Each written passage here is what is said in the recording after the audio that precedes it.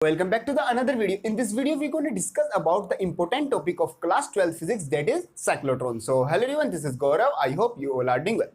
बहुत सिंपल सा और क्लास 12 के लिए एक इंपॉर्टेंट टॉपिक हमारा आ जाता है। सबसे पहले समझते हैं साइक्लोट्रॉन वर्ड का मतलब क्या होता है। जैसे आपको पता है कोई भी थिंग या कोई भी चीज जब हमारी बहुत सर्कुलर पाथ में मूव करती है फास्टली, उस चीज को मेनली हम बोलते हैं वो क्या होता है, साइक्लोट्रॉन होता है। तो ये हमारे पास एक डिवाइस होती है जिसका नाम हमारा साइक्लोट्रॉन है फिजिक्स में। इसका यूज हमारा काफी फील्ड में होता है, जैसे हम मेडिकल्स में भी इसको यूज करते हैं, मेडिकल फील्ड में, और बाकी जो हमारी रिसर्च फील्ड है वहां पर भी इस डिवाइस का हमारा बहुत ज्यादा यूज होता है। मतलब जहां पर हमें कोई पार्टिकल, रोटेटिंग पार्टिकल की क्या है रिक्वायरमेंट होती है, वहां पर हम इस डिवाइस का मेनली यूज करते हैं। अब हम देखते हैं इसमें हमें करना क्या है, मतलब जो एग्जामिनेशन में क्वेश्चन आएगा वो किस तरीके से हम अटेम्प्ट करना है। बाकी जो इसकी थ्योरी पार्ट आता है वो तो सब आपको एक फोटो में मिल जाएगा, वो आप आराम से पढ़ सकते हैं। अब हम यहाँ पर देखते हैं सबसे पहले इसकी कंस्ट्रक्शन मतलब ये किस तरीके का बना होता है। थ्योरी आप जैसे ये लिखी हुई है इस तरीके से लिख सकते हो, बाकी समझने के लिए हम इसको समझते हैं किस किस तरीके से होता है।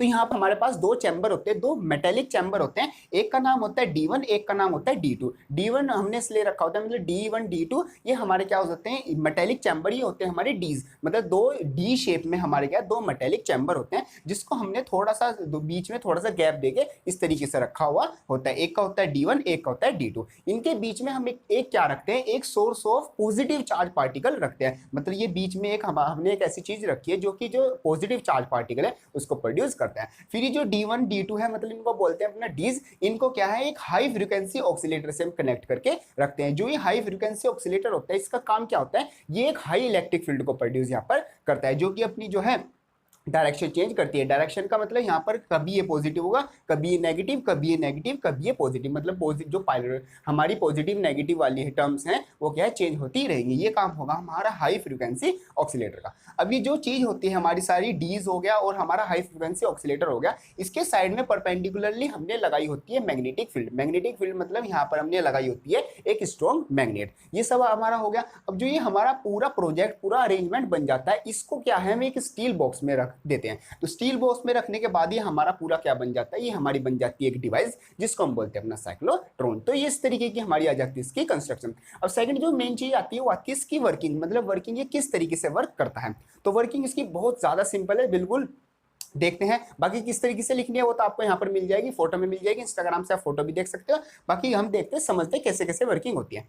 अब जब ये हमारा हाई फ्रीक्वेंसी ऑक्सीलेटर स्टार्ट होगा तो मान लेते हैं हाई फ्रीक्वेंसी ऑक्सीलेटर, तो एक साइड पॉजिटिव होगा, एक साइड हमारा नेगेटिव होगा। तो मान लेते हैं D1 क्या है हमारा नेगेटिव है और D1 क्या है हमारा पॉजिटिव हो गया। मतलब कि ये दोनों हमारे से कनेक्ट है तो एक नेगेटिव होगा एक पॉजिटिव होगा। तो D1 क्या है हमारा नेगेटिव है। अब यहाँ पर बीच में क्या है source of positive charge particle, मतलब कि जो पॉजिटिव चार्ज पार्टिकल प्रोड्यूस कर रहा है। मान लो इन्हें पॉजिटिव चार्ज पार्टिकल निकाला, तो वो पॉजिटिव चार्ज पार्टिकल किस साइड अट्रैक्ट होगा, वो होगा हमेशा नेगेटिव साइड अट्रैक्ट होगा। तो नेगेटिव कौन है हमारा, नेगेटिव है D1। तो ये जो हमारा पॉजिटिव चार्ज पार्टिकल था ये क्या है किस तरफ चलना स्टार्ट कर देगा, ये D1 जो D है इस तरफ चलना स्टार्ट कर देगा। जैसे ही चलना स्टार्ट करेगा, अब यहाँ पर क्या लगी हुई है, यहाँ पर लगी हुई है हमारी मैग्नेटिक फील्ड, और वो भी लगी हुई है परपेंडिकुलर में, मतलब जो चार्ज पार्टिकल है उसके परपेंडिकुलर एक मैग्नेटिक फील्ड लगी हुई है। अब हमने अपने लास्ट से लास्ट डेरिवेशन में समझा था, जब भी कोई चार्ज पार्टिकल होता है वो मैग्नेटिक फील्ड में जाता है और वहां पर क्या है जो मैग्नेटिक फील्ड अगर वो 90 डिग्री पर हो, मतलब दोनों एक दूसरे के परपेंडिकुलर हो, तो जो हमारा चार्ज पार्टिकल है उसका मोशन किस तरीके से होता है, वो हमारा सर्कुलर मोशन होता है। तो इसी तरीके से उस चीज को फॉलो करते हुए जो हमारा चार्ज पार्टिकल है वो एक सर्कुलर मोशन करने लगेगा और एक सेमी सर्कल बना देगा। सेमी सर्कल मतलब यहाँ से स्टार्ट होगा और यहाँ तक हमारा क्या है पहुंच जाएगा। यहाँ पर पहुंचने के बाद तुरंत ही जो हमारा हाई फ्रीक्वेंसी ऑक्सीलेटर है इसका काम तो यही है, मतलब ये क्या है पॉजिटिव और नेगेटिव वाले जो पॉइंट्स है उनको चेंज करता रहता है। उस टाइम पर ये एकदम जो D1 है और D2 है इनके मतलब जो चार्ज है वो चेंज कर देगा, इसको कर देगा पॉजिटिव और इसको बना देगा नेगेटिव। बिल्कुल सिंपल, ये इसका काम हमारा यही होता है पॉजिटिव से नेगेटिव चेंज करना। तो ये यहाँ पर जाते ही मान लो ये इसने सेमी सर्कल बना लिया। अब ये क्या होगा, अब यहाँ पर पहुंच गया, ये है पॉजिटिव चार्ज। पॉजिटिव चार्ज आपको पता है किस तरफ कनेक्ट अट्रैक्ट होता है, वो नेगेटिव की तरफ अट्रैक्ट होता है। तो वो क्या है उस तरफ, मतलब कि D2, अब वो पहले क्या D1 की तरफ अट्रैक्ट हो रहा था, अब वो क्या D2 की तरफ क्या अट्रैक्ट होना स्टार्ट हो जाएगा। तो वो D2 की तरफ जाएगा और जाएगा किस एंगल से, मतलब किस पाथ से जाएगा, वो जाएगा सर्कुलर पाथ की उससे, क्योंकि यहाँ पर क्या है मैग्नेटिक फील्ड परपेंडिकुलरली लगी हुई है। तो वो यहाँ पर भी एक सेमी सर्कल करेगा। सेमी सर्कल D2 नेगेटिव करते ही फिर क्या है हमारी चेंज हो जाएंगी, ये नेगेटिव नेगेटिव हो जाएगा, वो पॉजिटिव हो जाएगा। इसी तरीके से बार बार चेंज होता रहेगा और हमारा सेमी सर्कल करते करते मतलब पूरा सर्कल बनाता रहेगा। सेमी सर्कल एक जब ये नेगेटिव है, जब वो पॉजिटिव है, एक सेमी सर्कल तब बन गया, जब ये हमारा पॉजिटिव है और वो नेगेटिव है, एक सेमी सर्कल तब बन गया। तो ऐसे सर्कल बनाते बनाते बनाते क्या हमारा ये जितनी हमारी ये डीज हैं, इनकी जो रेडियस है पूरे उसकी रेडियस के हमारे पूरी कंप्लीटली हो जाएगी। तब तक ये हमारा प्रोसेस चलता रहेगा और लास्टली जो हमारा ये पॉजिटिव चार्ज पार्टिकल है ये इस विंडो के बाहर निकल जाएगा, तब हमारा जो ये प्रोसेस है पूरा कंप्लीट हो जाएगा। तो इस तरीके की हमारी क्या इसकी वर्किंग आती है, मतलब कि जो मेनली हमारा जो पॉजिटिव चार्ज पार्टिकल है उसको सेमी सर्कल पाथ करा करा के इसको क्या हमें इस इन डी से बाहर निकालना होता है। तो ये इस तरीके की इसकी सिंपल सी वर्किंग आती है। इसका मेनली जो मेडिकल है और जो हमारी रिसर्च जो फील्ड है उनमें हमारा मेनली यूज होता है, जहाँ पर भी हमें चार्ज पार्टिकल की रिक्वायरमेंट होती है। अब यहाँ पर जो मेन चीज देखनी है वो सबसे पहले हम निकालेंगे radius of a circular path, मतलब जो उसने सर्कुलर पाथ बनाया यहाँ पर, यहाँ से निकला और पूरा सर्कुलर पाथ बनाया डीज वाला, उसका मतलब रेडियस कितनी होगी। तो यहाँ पर हमें दो चीज पॉइंट नोट करनी है। सबसे पहले अगर कोई भी चीज मोशन करेगी तो वहां पर कुछ फोर्स लग रहा होगा। फोर्स यहाँ पर कौन सी लगी हुई है, यहाँ पर लगी हुई है हमारी मैग्नेटिक फोर्स। ऊपर नॉर्थ है नीचे साउथ है तो मैग्नेटिक फोर्स लगी हुई है। और मोशन किस तरीके का हो रहा है, मोशन हो रहा है हमारा सर्कुलर मोशन। तो सर्कुलर मोशन में एक फोर्स की रिक्वायरमेंट होती है सेंटीपिटल फोर्स। तो दोनों फोर्स ही मतलब लगा के कुछ यहाँ पर काम कर रही होंगी, तो हम रख देते हैं दोनों को इक्वल, मतलब कि जो हमारी सेंटीपिटल फोर्स है उसको हम इक्वल रख देते हैं अपना जो भी हमारी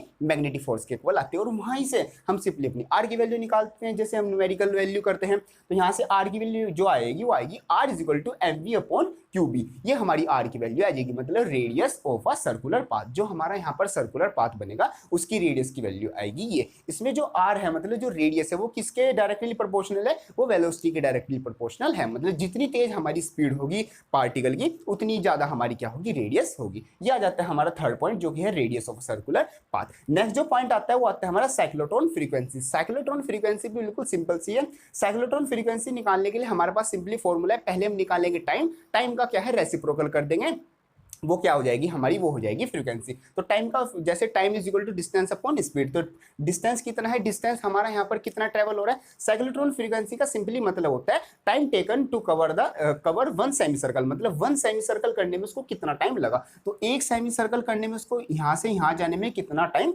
लगा। तो यहाँ से यहाँ तक का हमारा डिस्टेंस कितना होगा, जैसे पूरा जो सेमी सर्कल होता है पूरा जो सर्कल होता है उसकी जो सरकमफ्रेंस होती है वो कितनी होती है, वो होती है 2πr। तो सेमी सर्कल की सरकमफ्रेंस कितनी हो जाएगी, वो हो जाएगी πr। तो यहाँ पर हम डिस्टेंस की जगह रख देते हैं πr और जो वेलोसिटी है वो तो v हमारी है।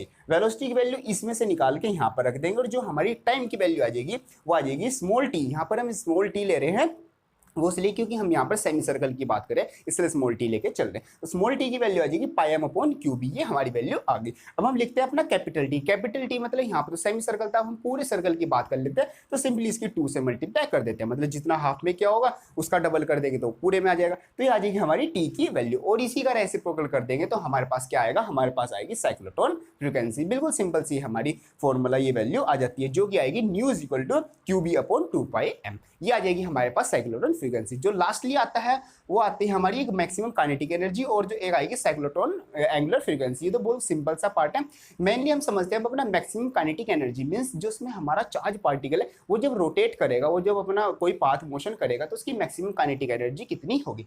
अब काइनेटिक एनर्जी किससे आती है, स्पीड से आती है। तो काइनेटिक एनर्जी का फॉर्मूला हमें पता है हाफ mv²। तो हाफ m v की वैल्यू कहाँ से निकाल लेंगे, सिंपली यहाँ से v की वैल्यू निकाल के इसमें रख देंगे। v की वैल्यू निकालने के बाद सोल्व करके जैसे न्यूमेरिकली सोल्व करते हैं ऐसे करेंगे तो के की वैल्यू मतलब काइनेटिक एनर्जी की जो वैल्यू आएगी वो आएगी k is equal to 1/2m into R QB का होल स्क्वायर। इन बीच आपको पता है m मतलब हमारा मास और r मतलब हमारी जो रेडियस बनी हुई है, q मतलब हमारा जो चार्ज पार्टिकल की वैल्यू है वो, और b मतलब हमारी यहाँ पर मैग्नेटिक फील्ड की वैल्यू कितनी है वो। ये आ जाएगी हमारी मैक्सिमम काइनेटिक एनर्जी, मतलब जो चार्ज पार्टिकल है जो यहाँ पर मोशन कर रहा है उसकी काइनेटिक एनर्जी कितनी होगी उसकी वैल्यू हम इस वैल्यू में मतलब इस फॉर्मूले में वैल्यू रख के निकाल सकते हैं। ये हमारा सिंपल सा यहाँ तक आ जाता है। अब एक और पॉइंट आता है cyclotron angular frequency. Angular frequency का सिंपल मतलब होता है ओमेगा। ओमेगा का मतलब होता है ओमेगा इज इक्वल टू 2π/न्यू, मतलब कि 2π की मल्टीप्लाई हमें जो हमारी फ्रीक्वेंसी आई है सिंपली उससे करनी है और इसमें अलग कुछ नहीं है। तो simply omega is equal to जो 2π था उसकी मल्टीप्लाई किससे कर देंगे,